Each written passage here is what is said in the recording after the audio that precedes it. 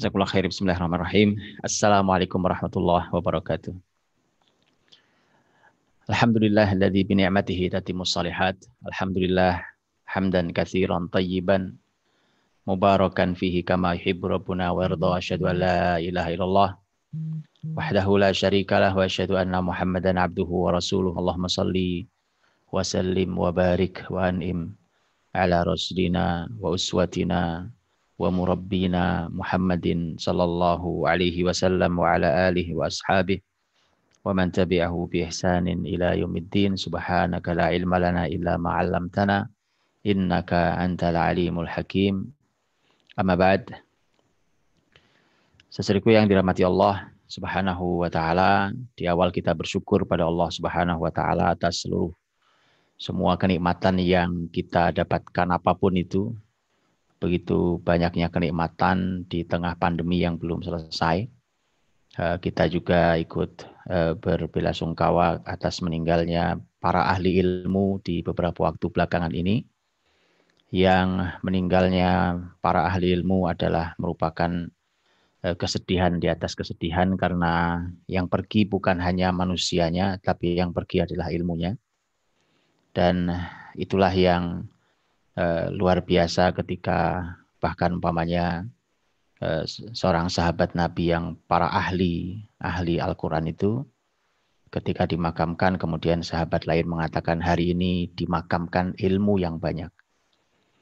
Dan mudah-mudahan Allah SWT memberikan kemuliaan bagi beliau dan memberikan ganti untuk umat ini, para ahli ilmu yang mukhlisin, al-amilin, al-ulama rabbaniyin insyaallah.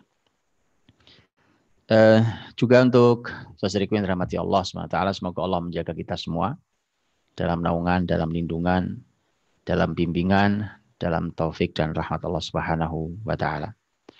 Saudariku yang dirahmati Allah Subhanahu wa taala, jazakumullah khairan katsira untuk saudara-saudara saya yang ada di Masjid Al-Irsyad Surabaya yang memprakarsai acara mulia ini bersama kami di Madrasah Al-Fatih. Dan Masya Allah Masjid Al-Irsyad Surabaya menyampaikan niat baiknya untuk membantu pembangunan madrasah kami di Al-Fatih yang memang sedang dalam proses pembangunan untuk perluasan untuk jumlah santri yang sudah tidak bisa menampung. Maka akan nanti insya Allah kita akan membahasnya. Dan hari ini izinkan saya memulai, karena ini permulaan untuk pertemuan di tahun 2021 ini, juga permulaan untuk pertemuan kajian khusus kita ini. Dalam pertemuan-pertemuan kita nanti insya Allah di beberapa waktu ke depan. Karena hari ini kita memulai, maka saya ingin memulai dengan permulaan yang paling mulia. Dan tidak ada permulaan yang paling mulia melebihi Al-Fatihah. Al-Fatihah. Makanya kita tahu kata Al-Fath artinya membuka, pembukaan, muqaddimah. Al-Fatih, sang pembuka. Al-Fatihah, ada tak di belakangnya menunjukkan bahwa ini bukan sembarang pembuka, tapi ini pembuka yang agung dan besar. Makanya saya ingin memulai, kita ingin mulai dengan pembuka yang terbesar ini, agar kita mendapatkan kebesaran dan tentu mendapatkan keberkahan untuk apapun yang kita akan pelajari nanti. Karena ilmu bukan masalah berapa banyak yang kita pelajari, bukan masalah berapa banyak yang kita hafal, tetapi mana ilmu yang bermanfaat, itulah yang paling penting dari ilmu yang kita pelajari. Karena kita diajari Nabi Shallallahu Alaihi Wasallam sebuah doa agar berlindung dari ilmu yang tidak bermanfaat. Allahumma inni a'udzubika min ilmin la yanfa'. Aku berlindung pada Allah Subhanahu wa taala, mohon perlindungan pada Allah dari ilmu yang tidak manfaat. Saudaraku dirahmati Allah Subhanahu wa taala, saya tidak akan membahas tafsir Al-Fatihah. Tafsir Al-Fatihah itu pembahasannya luas sekali, indah sekali. Saya hari ini ingin membahas Al-Fatihah yang ingin kita hubungkan dengan pendidikan. Nanti kenapa begitu nanti kita lihat. Jadi kalau dibunyikan Judulnya adalah ini pelajaran, ada 10 pelajaran yang akan saya sampaikan. Ada 10 pelajaran dari 10 pelajaran pendidikan dari surat Al-Fatihah. Yang mudah-mudahan bisa bermanfaat buat pendidikan, mendidik generasi, menyiapkan generasi kita, baik anak-anak kita ataupun anak didik kita. Nah, seperti dirahmati Allah SWT, sebelum masuk pada 10 pelajaran itu, saya ingin menyampaikan tentang Al-Fatihah ini dan mengapa saya mengambilnya untuk pendidikan. Bicara tentang Al-Fatihah, surat pembuka untuk Al-Quranul Karim ini adalah surat yang posisinya paling depan karena dia membuka. Tetapi ini adalah ringkasan seluruh Al-Quran. Bahkan kalau kita melihat di beberapa hal, Al-Fatihah ini itu dia meringkas seluruh isi Al-Quran. Ya, seluruh isi Al-Quran itu diringkas dalam Al-Fatihah. Jadi pembukaan yang isinya adalah ringkasan seluruh Al-Quran. Bisa bayangkan kita 113 surat itu diringkas hanya dalam satu surat yang isinya hanya 7 ayat. Itu satu. Dan yang kedua adalah Al-Fatihah ini kalau kita sholat contohnya, lihat orang sholat contohnya. Kalau orang sholat, kemudian dia begitu sholat Allahu Akbar. Kemudian dia membaca dari mulai surat Al-Baqarah sampai surat An-Nas. Bayangkan panjangnya. Al-Baqarah sampai akhir Al-Quran, tapi tidak baca Al-Fatihah. Apa yang terjadi dengan sholatnya? Yang rajih adalah bahwa sholatnya tidak sah. Ya, jumhur ulama mengatakan tidak sah sholatnya. Tapi sebaliknya, kalau dia membaca Al-Fatihah saja, ya Al-Fatihah saja di seluruh rakaatnya tanpa membaca surat apapun selain Al-Fatihah, maka sholatnya sah. Jadi bisa dibayangkan betapa posisi Al-Fatihah itu luar biasa. Ada sekian banyak hadis Nabi Shallallahu Alaihi Wasallam yang menyampaikan tentang keistimewaan Al-Fatihah. Dan ini adalah satu-satunya surat yang dipuji langsung oleh Al-Quran.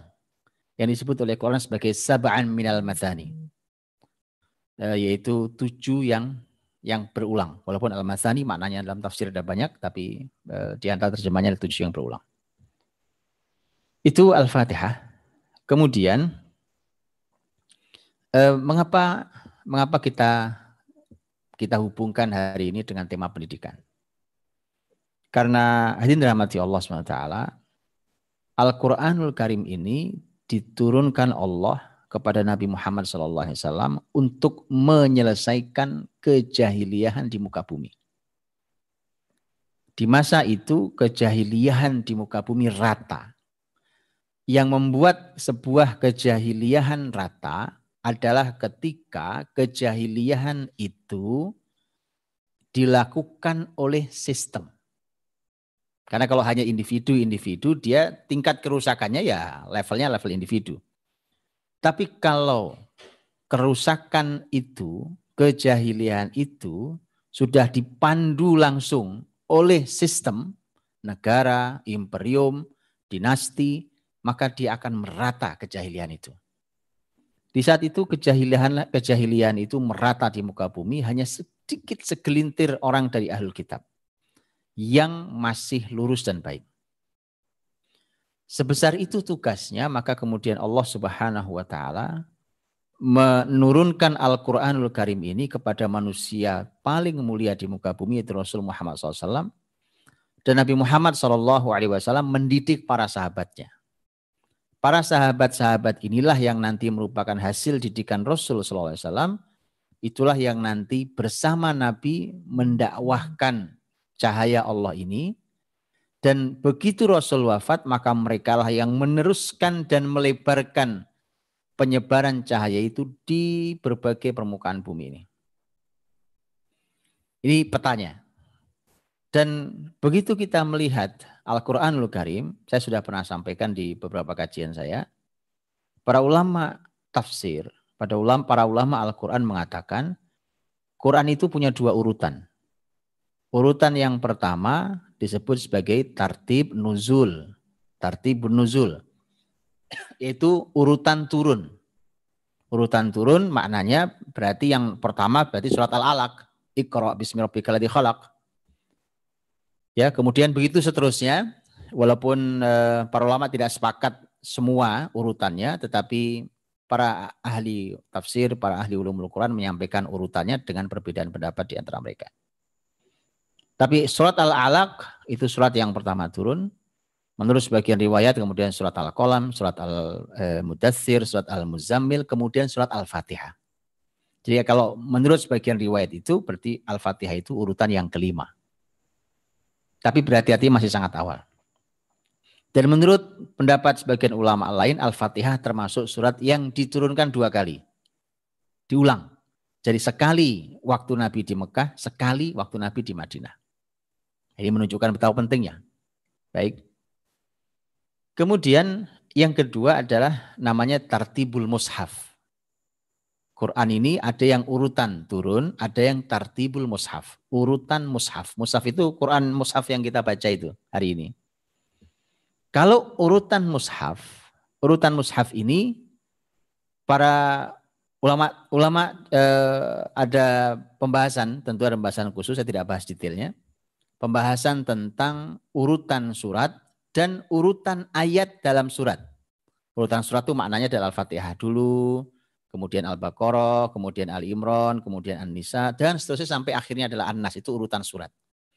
Urutan ayat itu maknanya adalah kalau Al-Fatihah ya Alhamdulillahirabbil alamin atau Bismillahirrahmanirrahim, Alhamdulillahirabbil alamin, Ar-Rahmanirrahim, itu urutan ayat di dalam surat.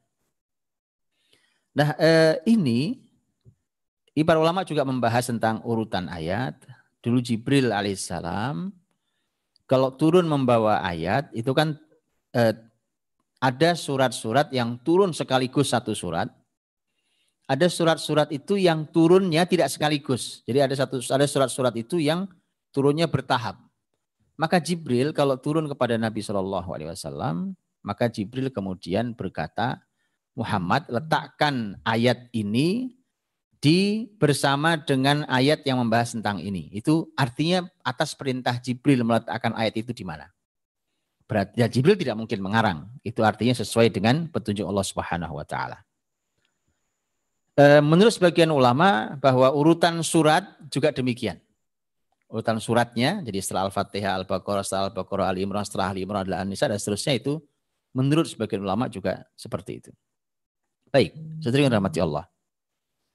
Maka kemudian ketika kita membuka Al-Quran, karena sekarang Al-Quran tentu mushaf ini yang kita baca ini disepakati susunannya oleh masyarakat muslim ini sejak zaman sahabat dahulu. Kemudian begitu kita buka, permulaannya adalah Al-Fatihah.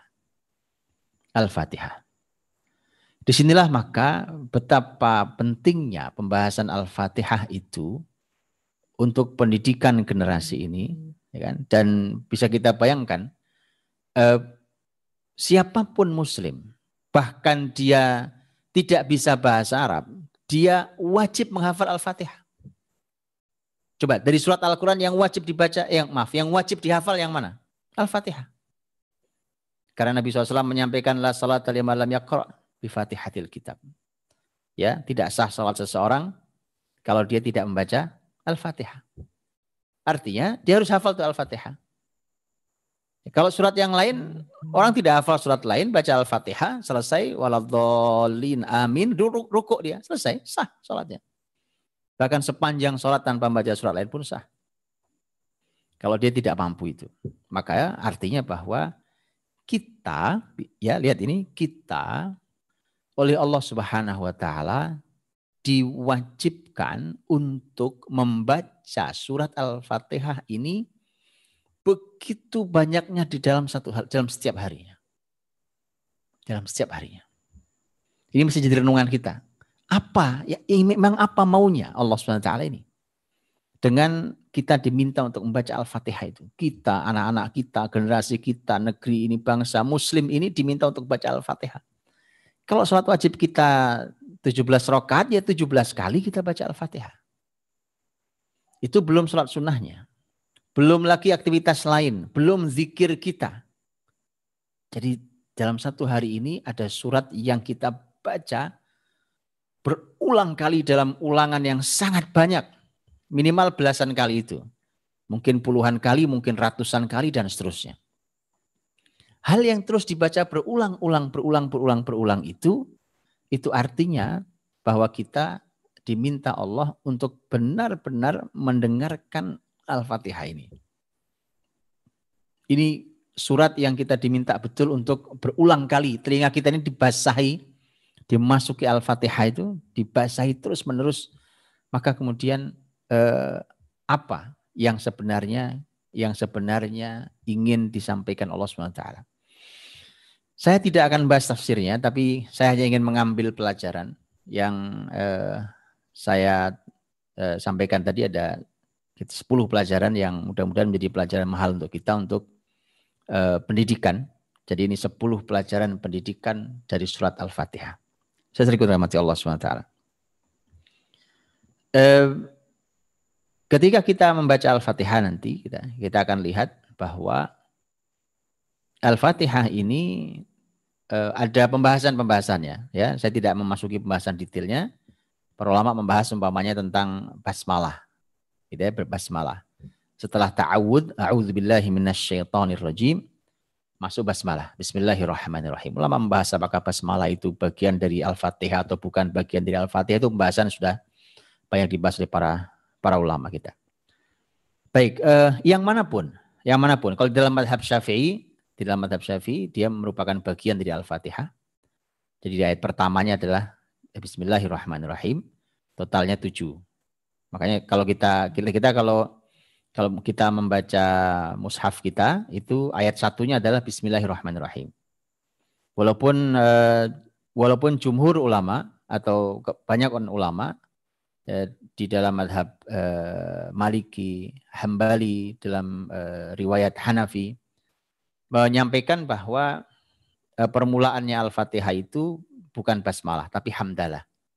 Alhamdulillahirabbil alamin. Tapi tetap 7 ayat. Gimana 7 ayatnya? Karena kita tahu di ayat yang terakhir itu dibagi 2. Siratal ladzina an'amta alaihim. Itu ayat 6. Ghairil maghdubi alaihim waladdallin. Itu ayat yang ke-7. Ya, itu strukturnya. Baik. Sesuai dirahmati Allah Subhanahu wa taala. Kita bahas dari ayat yang pertama. Kita ambil 10 pelajaran saja, tentu ada banyak lagi pelajaran yang lain. Silakan Bapak Ibu dirahmati Allah mengambil pelajarannya tentang pendidikan generasi ini, karena pendidikan ini makin lama makin gersang dan melahirkan generasi-generasi yang materialistik, generasi-generasi yang kemudian kering karena material, karena kebendaan itu membuat orang berpikir pendek, berpikirnya kemudian hidupnya kering, tidak membahagiakan, dan akhirnya pun dunia juga tidak didapatkan dengan maksimal. Kasihan generasi ini. Ketika saya pernah menyaksikan satu tayangan ini meliput beberapa temanya tentang masalah bahayanya khamr, gitu ya. Bahayanya khamr, minuman keras yang memabukkan. Itu liputannya di Inggris. Ya, ada liputan di Inggris. Itu acara Timur Tengah, televisi Timur Tengah. Kemudian diliput di sana, bahkan sampai ke Amerika liputannya. Yang mereka, bahkan para ahli kesehatan, para ahli mereka itu mulai mengkhawatirkan tentang banyaknya mereka yang mabuk dan itu merusak kehidupan mereka. Bahkan kemudian ditunjukkan ada area, satu wilayah yang ditulisi bahwa wilayah ini seseorang dilarang mabuk di sini. Jadi mereka sudah seperti itu.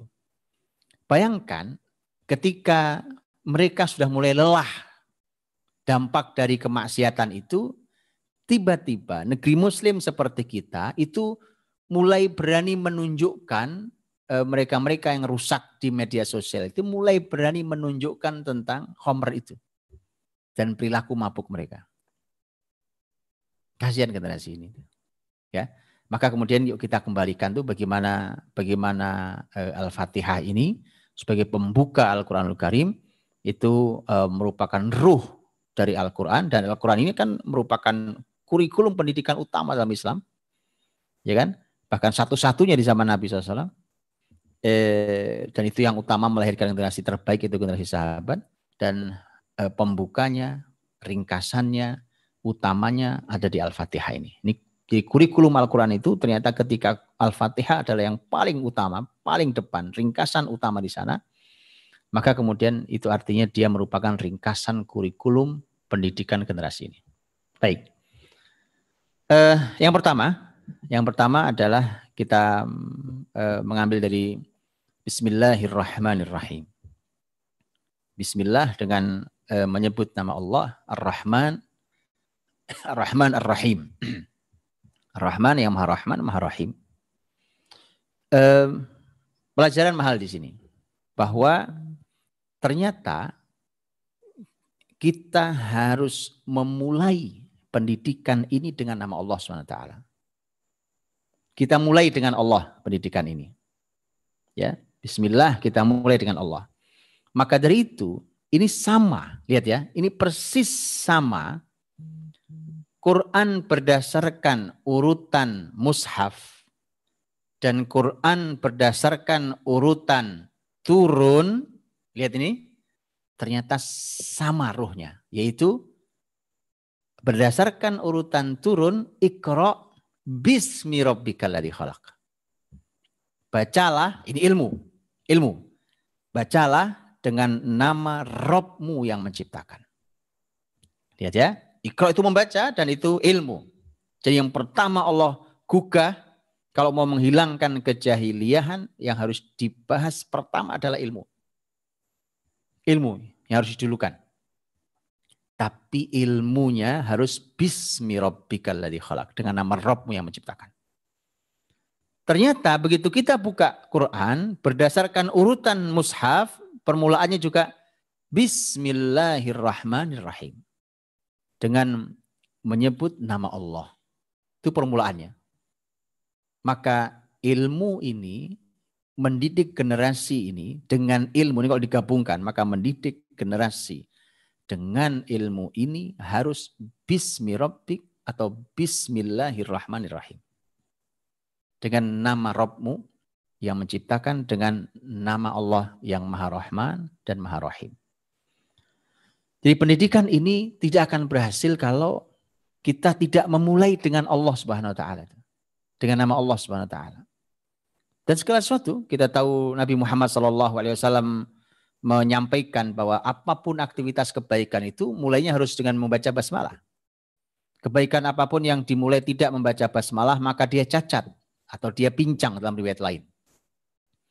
Dan itu artinya kalau itu adalah bacaan, kalau kita memulai, kita mau minum, kita mau makan dan segala macam, maka kemudian kita membaca Bismillahirrahmanirrahim. Ya, itu bacaan lisan.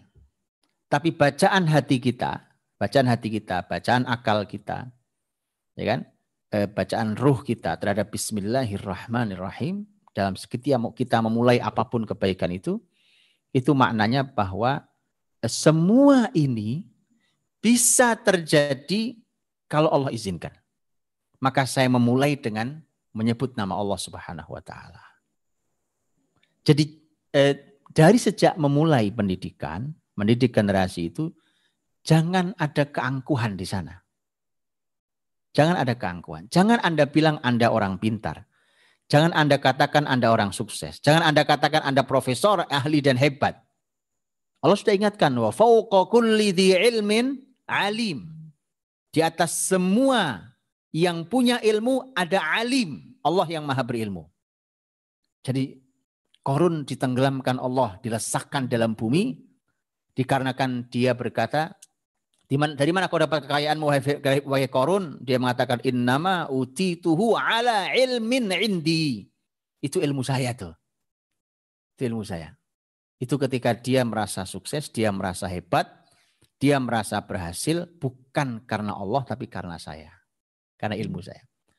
memulai pendidikan, tundukkan, rendahkan hati ini bahwa ini saya bisa mengajar, saya bisa mendidik semuanya dengan nama Allah. Tanpa Allah saya tidak bisa lakukan semua ini. Anda punya ilmu besar, Anda apapun. Berapa banyak orang yang ilmunya tinggi, tapi dia tidak bisa menyampaikan ke banyak orang. Berapa banyak orang yang ahli dalam menyusun kalimat, tapi tidak masuk dalam hati orang. Lihat itu, artinya ada banyak hal yang itu bisa terhalangi kalau bukan karena Allah Subhanahu wa taala. Maka bismillahirrahmanirrahim itu artinya bahwa kita memulai bahkan kita masuk Quran ini, kita mau masuk ke dalam kurikulum terbaik, terbesar, kurikulum utama dan pertama dalam mendidik generasi terbaik, itu kita mulai pertama kali adalah kalimat bismillahirrahmanirrahim. Yang pertama kali itu. Jadi semua karena Allah. Karena semua karena Allah, maka sudah kita harus memulainya dengan nama Allah. Dan kita memulai dengan semua izin dan taufik dari Allah SWT. Maka tidak ada ruang untuk kita keluar dari aturan Allah. Bismillahirrahmanirrahim. Itu yang pertama. Dan maka kita sebagai pendidik, dari mulai diri kita sampai apa yang mau kita ajarkan, semuanya harus dalam lingkup Bismillahirrahmanirrahim atau Bismirabbikaladzi khalaq. Kemudian, itu yang pertama. Pelajaran yang pertama. Pelajaran yang kedua adalah bahwa di dalam Bismillahirrahmanirrahim, ternyata disitulah kita dikenalkan dulu tentang Allah sebelum dikenalkan yang lain.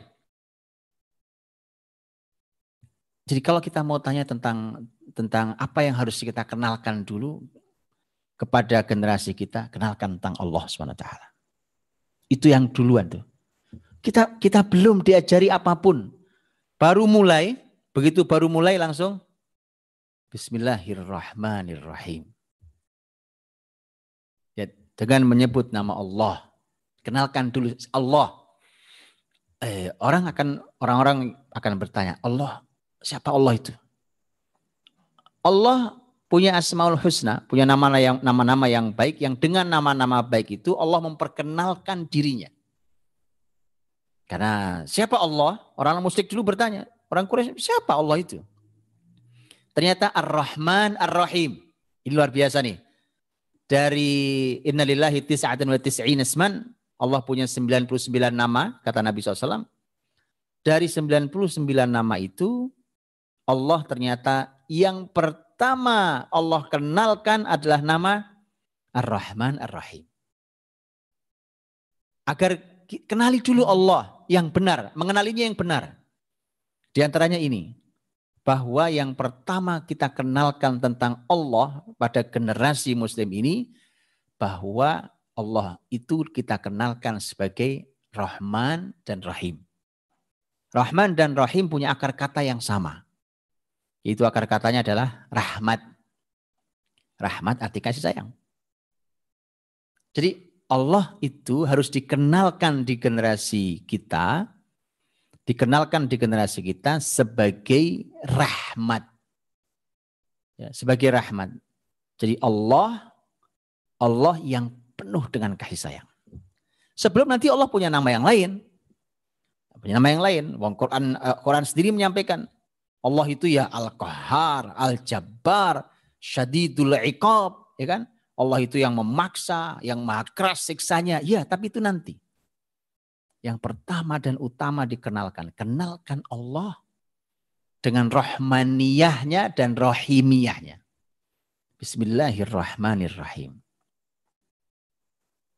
Itu pertama, bahwa generasi kita, baik itu masih anak-anak yang baru mulai belajar, atau siapapun bahkan orang yang sudah tua tapi baru belajar Islam, dia harus kenal Allah dulu. Masalah di kita adalah pendidikan ini mereka sudah kenal siapa saja, kenal apa saja, mengerti berbagai macam ilmu tapi belum kenal Allah. Itulah masalah generasi kita. Dan itu yang terjadi. Kemudian akhirnya kita bisa melihat. Bahkan Muslim, ilmuwan Muslim itu bisa tidak percaya diri dengan Allahnya. Saya kasih contoh nanti ya. Contoh umpamanya, ini gara-gara tidak mengenal Allah SWT. Tidak mengenal ajaran Islam ini. Contoh umpamanya, nanti ayat berikutnya, Alhamdulillahi Rabbil Alamin. Segala puji bagi Allah, Rabb al-Alamin. Allah itu Rabbul Alamin. Ya kan? Al-Alamin. Itu sejalan karena Allah itu Rabbul Alamin. Dan itu yang memberikan kita petunjuk Quran ini. Itu Rabb kita. Dan Allah menyatakan dirinya Rabbul Alamin. Nabi Muhammad diutus sebagai rahmatan lil alamin. Sama kan? Sama. Kalau yang mengutus Rabbul Alamin. Maka yang diutus Nabi Muhammad itu harus menjadi kasih sayang bagi seluruh alam. Coba saya ulang itu. Lihat ya. Bismillahirrahmanirrahim. Yang dikenalkan adalah rahmat Allah dengan sifat Rahman dan dengan nama Rahman dan nama Rahim. Rahmat tuh, kasih sayang. Kemudian Allah menyebut dirinya Rabbul Alamin. Rabbnya seluruh alam. Seluruh alam itu maknanya bukan manusia saja. Apalagi bukan muslim saja. Ya, untuk semua. Ya manusia, ya jin, ya seluruh semesta ini Rabbul Alamin. Karena yang diutus Allah langsung sebagai Rabb yang penuh kasih dan dia Rabbul Alamin, maka manusia yang diutus yaitu Rasul Muhammad SAW pun rahmatan lil alamin. Penuh kasih untuk seluruh alam. Karenanya ini yang sering saya sampaikan. Kita ini suka kontradiksi kalimat kita itu sekarang juga. Gitu ya. Saya suka dengar umpamanya ada orang bicara bahwa target dari kegiatan kita ini adalah kegiatan yang bisa menjadi rahmatan lil alamin. Gitu ya. Ini kegiatan Islam umpamanya.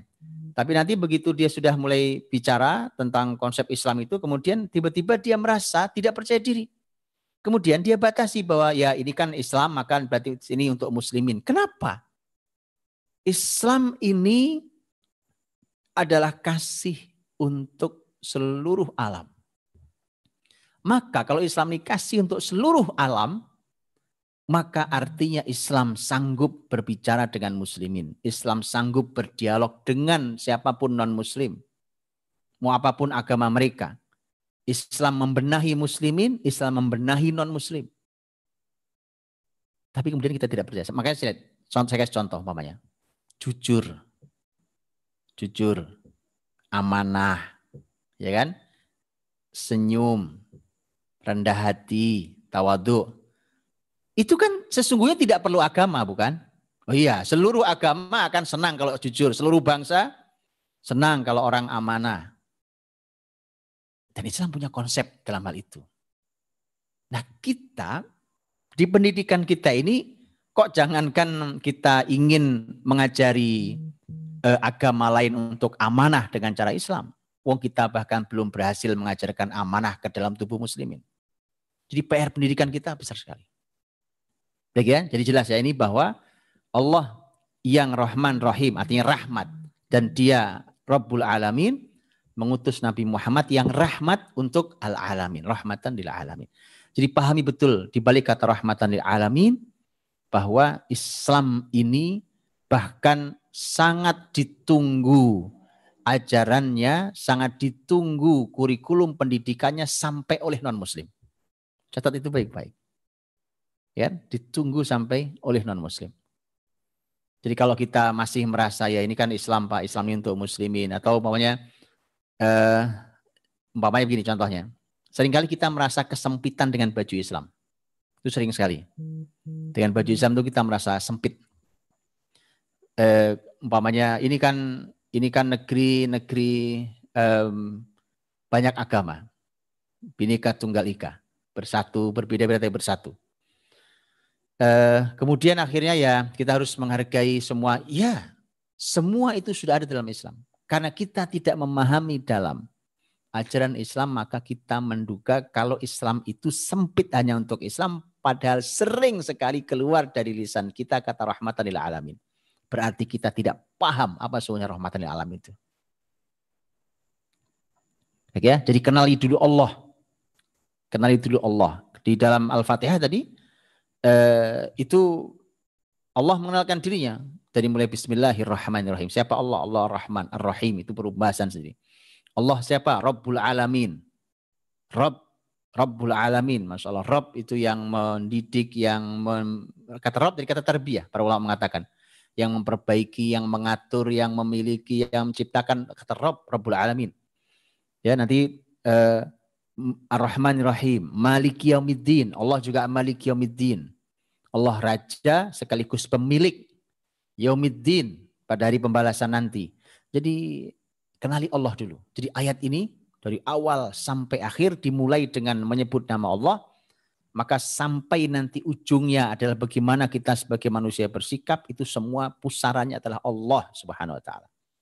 Pendidikan ini gagal kalau generasi ini belum mengenal Allah Subhanahu Wa Taala. Baik, itu dua tuh. Yang ketiga.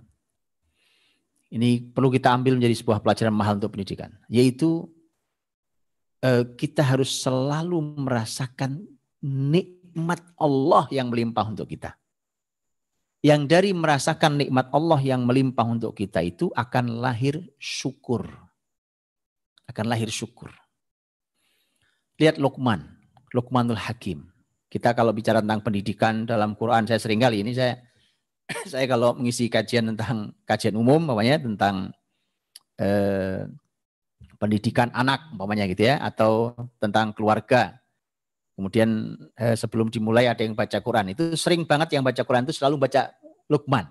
Karena itu jelas tergambar bagaimana Luqman menasihati anaknya. Coba lihat, perhatikan ayat yang 12. Permulaan Luqman menasihati.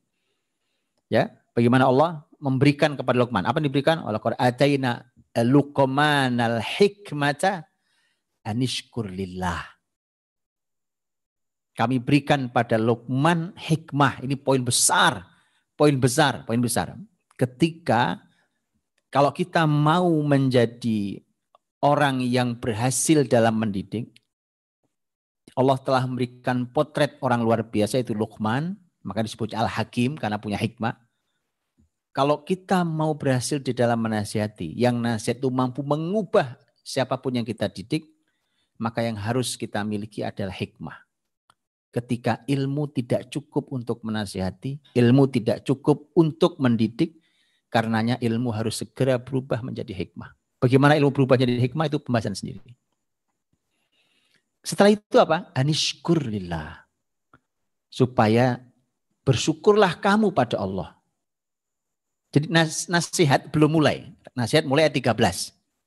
Tapi ayat 12 Allah ingin menyampaikan ini loh yang dimiliki Luqman. Sampai dia berhak menjadi contoh dalam menasihati anaknya. Dan berhasil dalam mendidik anaknya. Baru nanti isi nasihat itu. Terus ayat 13, 14 dan seterusnya sampai ayat 19. Dan artinya bahwa tema hikmah, tema syukur itu diletakkan di depan. Dua hal itu. Hikmah, syukur. Allah Subhanahu wa Ta'ala tadi sama dalam surat Al-Fatihah, ketika kita sudah mengenali Allah, Bismillahirrahmanirrahim, ya, maka ayat berikutnya Alhamdulillahirabbil alamin. Coba kata hamdalah, segala puji bagi Allah, kapan kita ucapkan biasanya? Alhamdulillah. Kapan biasanya kita ucapkan? Kita ucapkan ketika kita dapat nikmat. Jadi rasakan kenikmatan Allah. Masa pandemi ini adalah masa yang paling tepat untuk kita menguji rasa ini. Ya, sulit, masalah, terbatas, ya, segala macam itu, kesedihan segala macam. Masih mampukah kita merasakan kenikmatan Allah melimpah dalam hidup kita? Masih mampukah itu? Itu luar biasa itu. Orang-orang beriman, Masya Allah, itu selalu merasakan nikmat Allah itu melimpah. Dan Allah sampaikan, mau apapun keadaan kalian, wa in ta'uddu ni'matallahi la tuhsuha. Kalau kalian menghitung nikmat Allah, kalian tidak akan bisa menghitung nikmat Allah itu. Karenanya hadirin dirahmati Allah SWT, maka kita mendidik itu sebagai pendidik atau sebagai orang tua, itu hidup kita ini harus penuh rasa syukur. Karena kalau orang bersyukur itu lapang hatinya. Lapang hatinya. Orang bersyukur, lihat. Orang bersyukur itu lapang, nyaman hatinya. Dan itu pula yang harus kita masukkan pada generasi kita. Bahwa mereka adalah generasi yang harus pandai merasakan nikmat Allah sehingga mereka bersyukur. Dan ini ya ini akan menghilangkan sifat asli, sifat buruk manusia berupa keluh kesah. Allah berfirman, innal insana khuliqa halu'a idza massahu syarru jazua wa idza massahul khairu manu'a. Jadi, bahwa manusia itu begitu karakternya. Karakternya itu berkeluh kesah, ya serba salah, sikapnya itu selalu gitu. Itu baru hilang, nanti bisa dilihat di ayat setelahnya, illal musallin dan seterusnya itu. Itu akan hilang kalau orang mendekat ke agama. Lakukan berbagai macam hal yang disebutkan di ayat setelahnya. Maka generasi mudah mengeluh, ya kan? Tidak pandai bersyukur. Yang ajaib adalah kalau kita punya generasi yang melimpah rezekinya, melimpah berbagai macam hal, kesehatannya melimpah, apa segala macam. Kemudian dia tidak pandai bersyukur, maka itu berbahaya dari generasi ini. Kalau dalam keadaan lapang saja tidak bersyukur, maka bagaimana ketika nanti dalam keadaan sempit? Padahal orang-orang yang beriman dengan iman yang tinggi itu, dia bahkan mampu mengucap hamdalah saat dalam keadaan sulit. Nabi SAW sampai mengajarkan, kalau kalian mendapatkan nikmat dari Allah, katakan alhamdulillahilladzi bi ni'matihi tatimmus shalihat. Kalau kalian dapat kesulitan, maka ucapkanlah alhamdulillahi ala kulli hal. Segala puji bagi Allah apapun keadaan kita hari ini. Itu artinya bahwa kita bahkan diajari untuk masih mampu mengucap hamdalah bahkan dalam keadaan sulit. Nah, itu pendidikan generasi yang tidak sederhana itu. Kalau seperti itu keadaannya, Masya Allah, tabarakallah. Ya, itu pendidikan luar biasa. Jadi selalu merasakan nikmat Allah. Sehingga kemudian nanti yang muncul adalah hamdalah. Alhamdulillah, alhamdulillah. Alhamdulillahirabbil alamin. Lapang ya. Nanti kalau lapang hatinya, didik generasi gampang. Yang lapang hatinya. Dan lihat contoh Rasul kita Muhammad SAW. Keadaan itu sulit. Tapi Nabi harus mendidik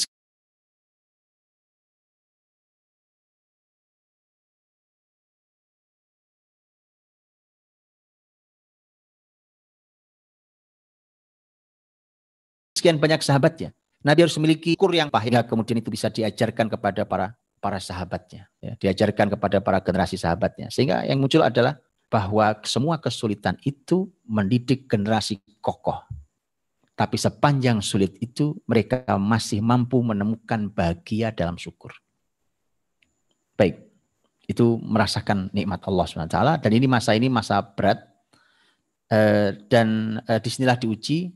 Kalau Anda masih memiliki syukur, maka Anda bisa lihat bahwa pertolongan Allah sangat dekat. Dan itu artinya pendidikan yang luar biasa. Itu yang ketiga. Yang keempat.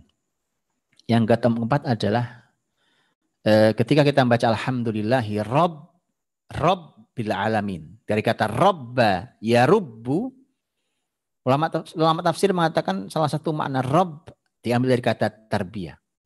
Tarbiyah artinya pendidikan. Jadi rabbul alamin, Allah lah yang mendidik, menumbuhkan, itu kata rob ya. Dan kata tarbiyah memang maknanya adalah dari kata tumbuh. Satu akar kata, diantaranya adalah nanti kata robba, kata ro dan ba, itu muncul juga kata riba. Tahu riba? Riba itu kalau bahasa Indonesia orang suka bilang duitnya beranak. Riba, itu artinya apa? Artinya uangnya numbuh tapi dengan cara haram. Ya, dengan cara yang haram. Artinya bertumbuh. Dan pendidikan itu memang harus bertumbuh. Apanya? Kebaikannya. Jadi kalau kita didik generasi tapi kemudian generasi nggak bertumbuh, wah ini salah nih pendidikannya. Kemarin begini, sekian lama yang lalu begini, kok sekarang masih begini juga? Nah, itu ada yang salah. Ya, dia berproses iya, tapi harus ada pertumbuhan. Maka ini pelajaran yang keempat ini adalah kita harus mengambil ruh pendidikan itu langsung dari Rabbil Alamin. Karena dialah yang Rabbul Alamin. Ya, di Allah Subhanahu Wa Taala yang Rabbul Alamin. Semua yang ada ini semesta ini semua dalam aturan Allah Subhanahu Wa Taala. Maka pendidikan kita harus clear, harus fix bahwa dia diambil dari Rabbul Alamin. Ya, jadi kita kurikulum kita, cara kita mengajar, cara kita mendidik, maka harus kita tanyakan dari Allah Subhanahu Wa Taala. Makanya kemudian Allah berfirman, walakin kunu rabbaniyin bima kuntum tu'allimunal kitaba wa bima kuntum tadrusun. Maka jadilah kalian orang-orang yang rabbani, ya, yang berorientasinya adalah pada Allah, rabbaniyin, terhadap apa yang kalian ajarkan dari Alkitab ini dan apa yang kalian pelajari. Harus jadi rabbani. Baik. Kemudian yang kelima, pelajaran yang kelima,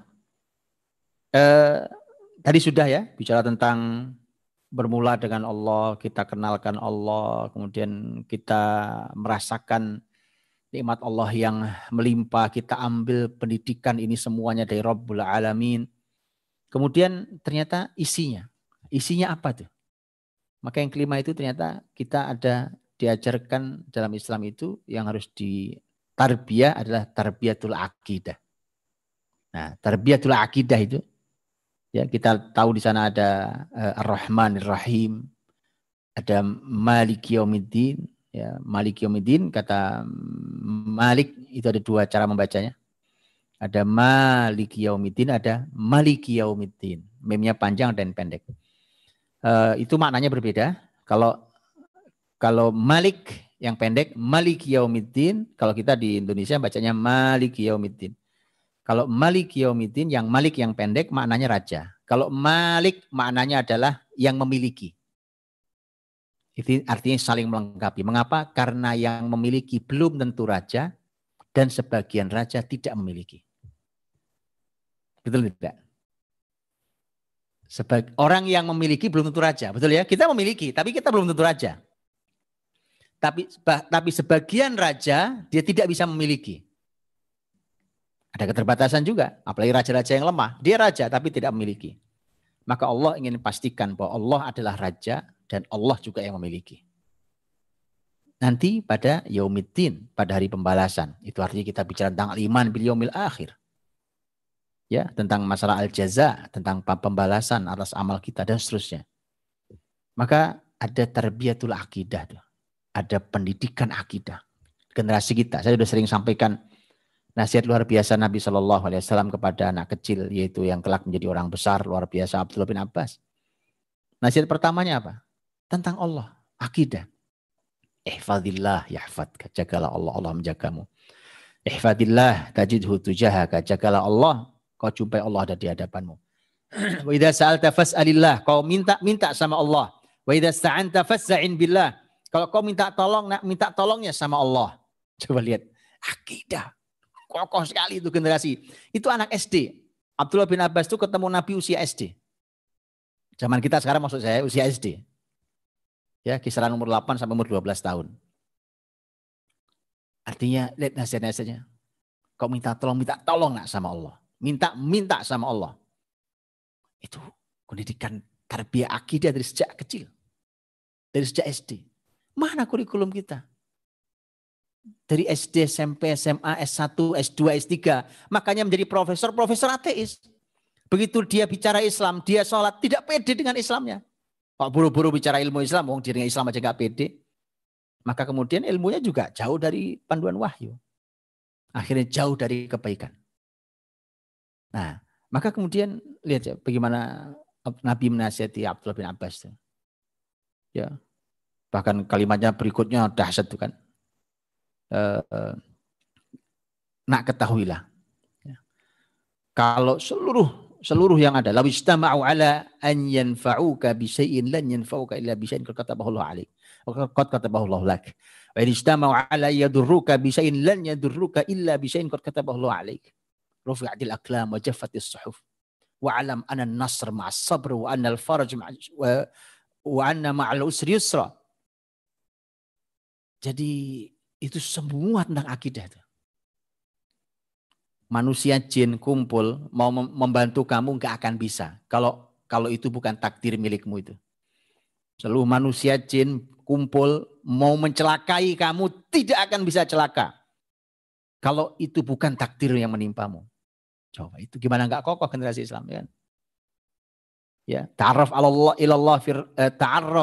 ilallahi fir rakha ya'rifka fi syiddah.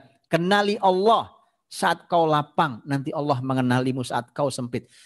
Jadi itu tarbiyatul akidah itu. Itu anak SD itu. Jadi pelajaran akidah itu bukan pelajaran yang dihafal.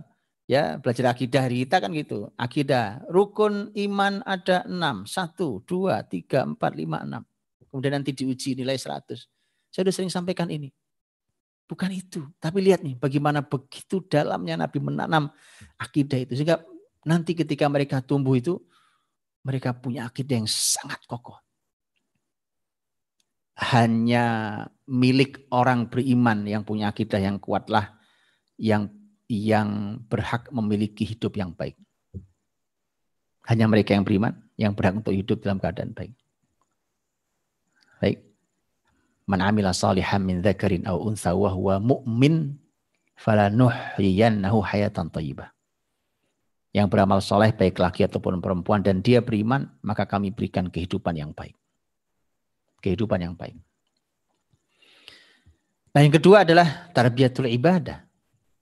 Akidah dibangun, ibadahnya dibiasakan sampai dia dinikmati, jadi khusyuk ibadahnya. Ini pendidikan nih. Ya kan, pendidikan. Makanya ketika sholat itu merupakan panduan pertama di akhirat nanti menjadi pertanggungjawaban pertama. Awwal ma yuhasabu bihil abdu yaumal qiyamah shalah. Yang pertama dihisab, amal kita dihitung pertama adalah sholat kita. Benar apa enggak benar? Bagus atau tidak bagus? Maka kemudian itu pula yang pertama diajarkan dalam Islam di dunia ini. Dalam urusan ibadah itu. Nabi SAW mengatakan, muru auladakum bis salati wa hum abna' sab'i sinin. Perintahkan anakmu salat umur 7 tahun dan seterusnya. Seperti yang sudah kita sering bahas. Jadi itu tarbiyatul ibadah. Lihat Quran, lihat di surah Al-Fatihah itu. Ya. Iyyaka na'bud. Hanya kepadamu ya Allah kami beribadah. Itu generasi dibangun peribadatannya. Ya kan? Dari mulai mereka belajar untuk beribadah. Sampai mereka menikmati ibadah itu. Sampai mereka mendawamkan, merutinkan kenikmatan itu. Sampai kemudian mereka bisa berlama-lama karena mereka menikmatinya. Di proses terus dijalani seperti itu. Dan tarbiyatul ibadah, mendidik ibadah di generasi kita ini, generasi kita harus diperhatikan betul. Kalau kita mau berhasil, ya, maka perhatikan itu semua. Jangan hanya memperhatikan nilai rapot lah itu ya, atau apa yang lain yang bahkan tidak menggambarkan apa-apa kadang-kadang. Kemudian kita gelisah pada hal-hal yang itu sebenarnya masih bisa kita tuh, itu nggak ada masalah, nggak terlalu masalah itu. Masalah utama tidak pernah kita tanyakan. Masalah utama tidak pernah kita perhatikan. Anak kita, bahkan mungkin umur kuliah, umpamanya, ya, kemudian sholat masih bercanda, sholat masih tidak baik, ya, bahkan SMA atau SMP yang sebenarnya sudah balik. Ada masalah pada pendidikan generasi kita ini. Ada masalah. Tarbiyatul ibadah. Bagaimana dia mau menikmati ibadahnya? Ya. Padahal ada sekian banyak ibadah yang harus dia lakukan. Satu persatu harus dia bisa nikmati sampai dia bisa menjadikan ibadah itu sebagai sebuah kenikmatan. Sampai Nabi SAW memerintahkan Bilal untuk qomat, ya kan? Menggunakan istilah arihna bis salati ya Bilal. Rehatkan kami dengan salat wahai Bilal. Itu suruh qomat maksudnya. Ya, jadi Nabi itu salat itu rehat. Istirahat, nyaman. Ya kita harus belajar itu. Gimana caranya sholat itu rehat. Gitu. Sholat itu rehat, nikmat. Pasti itu dia nikmati betul sholat itu. Nah generasi itu harus sampai seperti itu. Itu tarbiyatul ibadah. Tentu setelah itu tarbiyatul akhlak. Wa iyyaka nasta'in, apa kalau bukan akhlak? Dan hanya kepadamu ya Allah kami minta bantuan. Kami minta pertolongan. Itu adalah akhlak kita pada Allah Subhanahu wa taala. Karena Allah Subhanahu wa taala itu murka ketika melihat orang itu merasa cukup. Ar-ra'ahu istaghna. Itu kita tahu ya, itu juga ada dalam surat Al-Alaq. Ar-ra'ahu istaghna. Manusia itu akan menjadi taghut, ya. Kalla innal insana la yatgha ar-ra'ahu istaghna. Ya, innal insan manusia itu akan menjadi taghut, la yatgha, menjadi taghut, melampaui batas, ar-ra'ahu istaghna, ya, karena dia merasa cukup dari Allah SWT. Orang tuh kalau jauh merasa cukup dari Allah, tidak pernah minta pertolongan Allah, dia rasa hidup ini semua bisa saya jalani baik-baik saja, maka dia menjadi taghut itu sangat dekat. Hidupnya akan melampaui batas. Maka Allah murka. Ini bedanya Allah dengan makhluk. Karena makhluk ini lemah. Kalau kita sering minta pada makhluk, maka makhluk ini akan marah. Terbalik dengan Allah Sang Khalik, kalau kita semakin jauh dari Allah dan tidak pernah minta pada Allah, maka justru Allah marah. Karena menunjukkan bahwa tidak dekatnya kita dengan Allah. Maka ini adalah akhlak kita. Jadi dalam permintaan itu, selain itu keperluan kita meminta pada Allah, bahwa di sana ada nilai akhlak kita, dan akhlak itu akhlak kita pada Allah SWT juga kepada, nanti turun juga kepada sesama kita. Maka tarbiyatul akhlak ini adalah merupakan pembahasan yang juga besar di dalam Islam. Bahkan akhlak ini adalah merupakan buah dari ibadah, buah dari akidah dan ibadah. Akhlak ini merupakan buah dari akidah dan ibadah. Lihatlah contohnya hadis Nabi SAW. Ketika Nabi Muhammad SAW menyampaikan tentang ketika bicara tentang wanita yang ngikat kucing di rumahnya. Tidak diberi makan, tidak dilepaskan. Walau dia ahli tahajud. Bayangkan itu ya. Artinya ibadahnya tidak berhasil membentuk akhlaknya. Kata Nabi, hiya min ahli nar. Itu wanita penghuni neraka. Kenapa? Karena ibadahnya ternyata tidak menghasilkan buah. Apa buahnya? Akhlak. Akidah juga sama. Dia akan menghasilkan akhlak. Baik, jadi tarbiyatul akhlak. Nah ini makanya juga pelajaran buat kita. Hari ini alhamdulillah keluarga muslim banyak yang mendorong anak-anaknya untuk mulai menghafal Al-Quran, membaca Al-Quran, menghafal Al-Quran dan seterusnya. Itu baik, luar biasa. Tapi harus diperhatikan bahwa Al-Quran bukan hanya untuk dihafal. Ya, bahwa mereka harus hafal, iya. Kalau mau disuruh menghafal itu kemuliaan. Tapi bukan hanya itu. Makanya kemudian tentu kita akan sedih ketika melihat para penghafal Quran, tapi akhlaknya di mana? Para penghafal Quran, ibadahnya seperti apa? Para penghafal Quran, akidahmu bermasalah. Mana imanmu pada Allah? Ya. Orang-orang Quran itu orang-orang yang paling tenang, paling anteng di masa pandemi seperti ini. Oh iya, dia kan keluarga Allah, ahlullah wa khassatuh. Keluarganya Allah dan orang-orang khususnya Allah. Paling tenang. Maka kalau orang-orang Quran, para penghafal Quran itu di masa pandemi ikut panik juga, itulah masalahnya. Tidak ada masalah dengan pendidikan ini. Ya, baik. Itu yang ketujuh. Sedikit lagi. Iyyaka na'budu wa iyyaka nasta'in. Sampai ihdinas siratal mustaqim. Ya Allah, tetapkan kami di atas hidayah jalan yang lurus, as-siratal mustaqim. Berarti ada tema doa. Ada tema doa. Itu jelas kita disuruh berdoa, ya, dan Allah mengabulkan doa hamba-hamba yang beriman. Maka ini pelajaran yang ke-8 adalah doa di sepanjang jalan pendidikan. Gak bisa, kita ini tidak bisa, kita ini dengan seluruh kemampuan kita kerahkan untuk didik anak kita sendiri umpamanya, gitu ya. Apakah hasilnya selalu seperti kita harapkan? Belum tentu. Makanya ada doa di sana. Berdoalah pada Allah, mintalah pada Allah untuk dibantu, untuk ditutupi kekurangan kita, dan agar kemudian hasilnya seperti yang kita harapkan atau bahkan lebih dari yang kita duga. Maka doa Masya Allah, karena ini doa ini punya kekuatan yang dahsyat dan bahkan dia menyelesaikan yang tidak mampu diselesaikan oleh kecerdasan akal dan kekuatan fisik. Itu doa. Semua manusia berkata mustahil. Kalau kita berdoa dan Allah kabulkan doa itu, tidak ada yang sulit bagi Allah untuk mengabulkannya. Allah bahkan menciptakan akibat tanpa sebab. Kalau manusia harus menghadirkan sebab untuk mendapatkan akibat. Kalau saya ingin pinter, itu akibat, maka saya harus belajar, itu sebabnya. Sebab saya belajar, maka saya pintar. Gitu kan? Sebab saya rajin mencari uang, saya kaya raya, umpamanya. Itu sebab akibat. Tapi Allah yang menciptakan semua, termasuk yang menciptakan sebab dan akibat.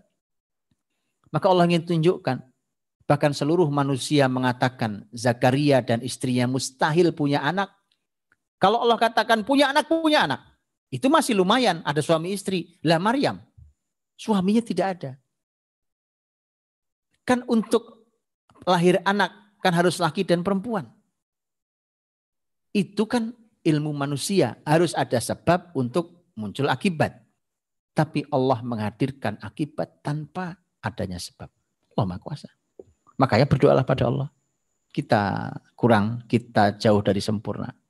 Sebagai orang tua, sebagai pendidik, maka berdoa pada Allah SWT. Ihdinas siratal mustaqim. Bayangkan, ada berapa banyak doa dalam Quran, nanti silakan dikumpulkan ya, berapa banyak doa dalam Quran. Ini doa pertama yang Allah kenalkan. Betul ya? Ini doa pertama, makanya perhatikan betul. Bahwa ternyata doa pertama dan utama yang harus kita minta dalam hidup kita adalah ketika kita selalu diberi hidayah di atas jalan yang lurus. Itu doa pertama dan utama. Sebelum kita minta yang lain. Baik. Kemudian ini yang ke-9. Yang ke-9 adalah hasil dari tarbiyah. Hasil pendidikan ini Pak. Pendidikan ini. Ini Allah sampaikan ada 3 jenis manusia. Orang kalau sudah ya dalam proses hidup tuh ternyata ada 3 jenis manusia. Yang pertama adalah alladzina an'amta alaihim, orang yang kau diberikan nikmat. Yang kedua adalah al-maghdubi alaihim, yang dimurkai Allah. Yang ketiga adalah ad-dhalin, mereka yang sesat. 1 yang mendapat nikmat, 2 yang dimurkai, 3 yang sesat. Dalam proses hidup manusia ini ujungnya cuma 3 ini. Manusia itu berapapun jumlah miliarnya hari ini manusia, ini hasil 3 ini. Pendidikan kita ini 3. Perhatikan betul nih. Bedanya apa? Ini bedanya lihat. Imam Ibnu Katsir dalam tafsirnya menyampaikan hal yang luar biasa. Kalimatnya lihat. Kaidahnya untuk bisa membedakan, untuk saya tahu bahwa saya berhasil atau belum mendidik diri saya dan mendidik generasi saya, maka bagaimana cara saya tahu ini, yang mana anak generasi saya, yang mana mereka, maka ada 2 kuncinya. Yang pertama ilmu, yang kedua amal. Imam Ibnu Katsir mengatakan, juga begitu para ulama tafsir yang lain, mengatakan bahwa al-maghdubi alaihim, yang oleh Nabi ditafsirkan itu Yahudi, yang dimurkai itu adalah orang yang punya ilmu tapi tidak mengamalkan ilmunya. Adapun ad-dhalin yang ditafsirkan Nabi adalah an-nasara, adalah orang yang beramal tapi tanpa ilmu. Ya, yang satu punya ilmu tapi tidak diamalkan ilmunya. Ngerti kalau ilmu, ngerti. Ini baik, ini buruk, ini ilmu Alkitab apa, Masya Allah mengerti. Tapi tidak diamalkan, kalau itu dimurkai Allah. Sudah tahu ilmunya, tidak diamalkan, dimurkai. Kalau yang kedua adalah dia beramal, amalnya banyak, melakukan ini, melakukan itu, tapi tidak ada ilmunya, tidak ada landasan ilmunya, maka dia tersesat. Karena dia bisa tersesat, amalnya banyak tapi tersesat. Baik, nah kalau gitu yang mendapatkan nikmat adalah mereka yang berilmu dan mengamalkan ilmunya. Nah itu hasil pendidikan. Kalau generasi kita seperti itu, mereka berilmu dengan semangat dan mereka menapaki jalan untuk mengamalkan ilmunya, maka bersyukurlah itu termasuk an'amta 'alaihim, alladzina an'amta 'alaihim. Baik, yang terakhir, yang ke-10. Terakhir di pembuka di pertemuan kita ini adalah 10 poin ini. Yang terakhir adalah pendidikan dengan menggunakan pola dan keteladanan. Dari mana diambilnya itu? Siratal ladzina an'amta 'alaihim ghairil maghdubi 'alaihim waladdallin. Jadi ketika kita ingin jalan yang lurus, ya Allah ihdinas siratal mustaqim, beri kami hidayah di atas jalan yang lurus ini. Ternyata untuk tahu jalan ini lurus atau tidak lurus, itu ternyata menggunakan pembelajaran pola melihat orang-orang sebelum kita. Nah, inilah sejarah.